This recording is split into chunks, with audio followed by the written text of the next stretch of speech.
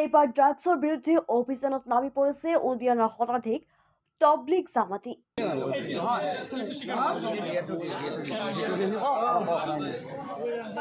ড্ৰাগছৰ বিৰুদ্ধে ক্ষুব্ধ হৈছে ৰঙিয়াৰ উদিয়ানাবাসী ৰাইজ। নিচামুক্ত ৰঙিয়া গঢ়াৰ সংকল্পৰে অভিযান উদিয়ানাবাসীৰ। ৰঙিয়াৰ ঘৰে ঘৰে ড্ৰাগছৰ বিৰুদ্ধে তীব্ৰ অভিযান চলাইছে উদিয়ানাৰ শতাধিক তবলিগ জামাতিয়ে।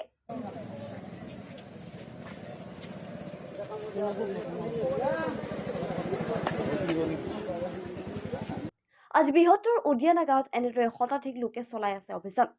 বহু সতৰ্কবাণী জাৰি কৰাৰ পিছতো গা লৰা নাই ড্ৰাগছ মাফিয়াৰ। তৎসত্বেও একাংশই নানান কৌশলেৰে চলাই আছে ড্ৰাগছৰ বেহা। কি পুৰুষ কি মহিলা সকলোৱে এতিয়া নামি পৰিছে ড্ৰাগছ ব্যৱসায়ত। নৱপ্ৰজন্মৰ ভৱিষ্যত অন্ধকাৰলৈ ঠেলি দিয়া বৰবিষ ড্ৰাগছৰ বিৰুদ্ধে এতিয়া সৰব হৈছে উদিয়ানাবাসী ৰাইজ। এই দৃশ্যটিলৈ মন কৰক। এগৰাকী মহিলা ড্ৰাগছ বিক্ৰী কৰা দৃশ্য বন্দী হৈছিল গোপন কেমেৰাত। এই দৃশ্য চোৱাৰ পিছতে ক্ষুব্ধ হৈছে উদিয়ানাবাসীয়ে। এনেদৰে দৈনিক অভিযান চলি থাকিব বুলি সকীয়াই দিয়ে অনৈতিক কাৰ্যকলাপত জড়িত থকা লোকসকলক। অন্যথা কঠোৰ ব্যৱস্থা গ্ৰহণ কৰিব বুলি জনায় উদিয়ানাবাসী ৰাইজে।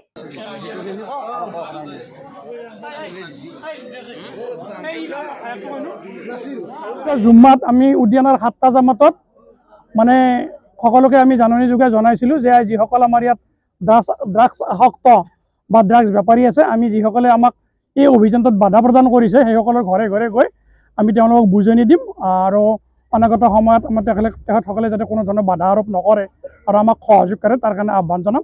কিন্তু আমি সেই উদ্দেশ্যে আমি বিভিন্নজনৰ ঘৰলৈ গৈছোঁ। আজি গৈ আমি এই ক্ষেত্ৰত আমাক সহযোগ কৰাৰ কাৰণে আহ্বান জনাইছোঁ আৰু যিসকলে আমাক বাধা প্ৰদান কৰিছে তেখেতসকলে প্ৰতিশ্ৰুতি দিছে যে পৰৱৰ্তী সময়ত আমি কোনো ধৰণৰ বাধা আৰোপ নকৰোঁ আৰু আপোনালোকক সম্পূৰ্ণ সহযোগ কৰিম। হয়, সেই ভিডিঅ' ভাইৰেলটো ইতিমধ্যে আমি মহিলাগৰাকীৰ ওচৰলৈ আহিছিলোঁ। তেওঁৰ হাজবেণ্ড তেওঁৰ ঘৰত নাই। তেওঁক আমি ফোনযোগে যোগাযোগ কৰিছিলোঁ। তেওঁৰ ভায়েকটো আমাৰ এই অভিযানত জড়িত আছিল। তেওঁ নিজেই খুব দুখ প্ৰকাশ কৰিছে, মাকো দুখ প্ৰকাশ কৰিছে আৰু তেওঁলোকে মাক আৰু সৰু ভায়েকজনে কৈছে যে এওঁলোকক যি শাস্তি দিয়ে আমাৰ ক'ব লগা নাই। পৰৱৰ্তী সময়ত যদি এনেকৈ আমি আপোনালোকে এইবাৰৰ কাৰণে মাফ কৰিলে নকৰিলেও নাই, ইতিমধ্যে আমি আইনী ব্যৱস্থা লোৱাৰ কাৰণে কৈছোঁ। ভাগটোৱে কৈছে আইনে যি ব্যৱস্থা লয় আমাৰ তাত ক'ব লগা নাই, জেল দিয়ে ফাঁচি দিয়ে আমি সহযোগ কৰিম আৰু পৰৱৰ্তী সময়ত যদি এনেকুৱা কৰে তেওঁলোক আমি ঘৰৰ পৰা মানে বহিষ্কাৰ কৰিম, উচ্ছেদ কৰিম। মানে কাৰ পৰা সংগ্ৰহ কৰিছে সেই স্বীকাৰোক্তি দিছে, স্বীকাৰোক্তি আপুনি ইচ্ছা কৰি ল'ব পাৰিব তিৰোতাজনীৰ পৰা।